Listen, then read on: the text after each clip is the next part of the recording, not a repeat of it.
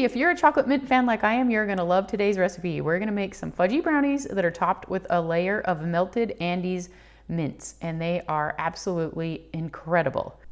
The first thing you're gonna want to do is melt some butter. I melted mine in a saucepan, but if you prefer, you can melt it in a glass bowl in the microwave.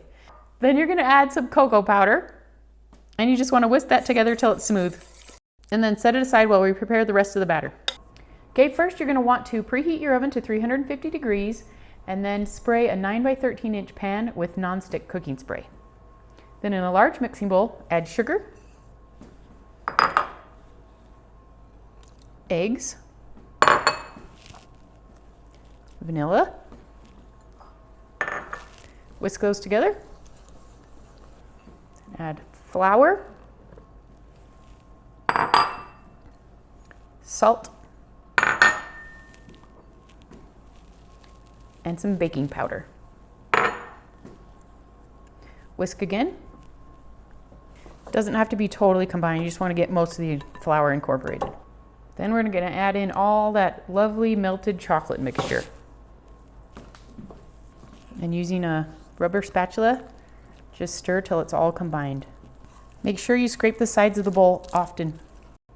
Okay, the last ingredient is some chopped pecans, and that might seem a little bit weird in a mint brownie recipe, and I thought that at first too, but trust me, it's good. When you bite into them, it actually tastes like you're biting into little pieces of Andes mints. For finely chopped nuts, I love this little hand grinder. You just give it a couple of twirls, and you get perfectly chopped nuts without having to use a cutting board and a knife. It's a great little tool. Okay, we're gonna stir in those finely chopped nuts. And now our batter is all ready to go into the oven. Okay, now you just need to spread your batter into your prepared pan.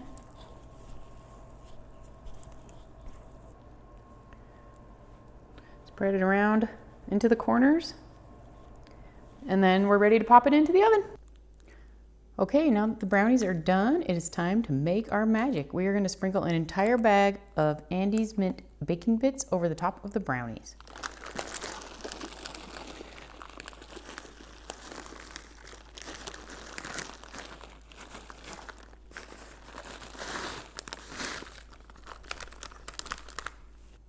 Then we're going to let them sit for a few minutes until all the little chocolate bits are melted.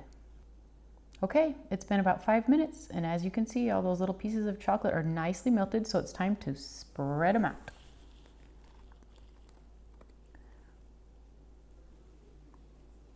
You want to make sure you get chocolate up into all of the corners and edges. And just give it a final spread to make sure the chocolate is even over all the brownies.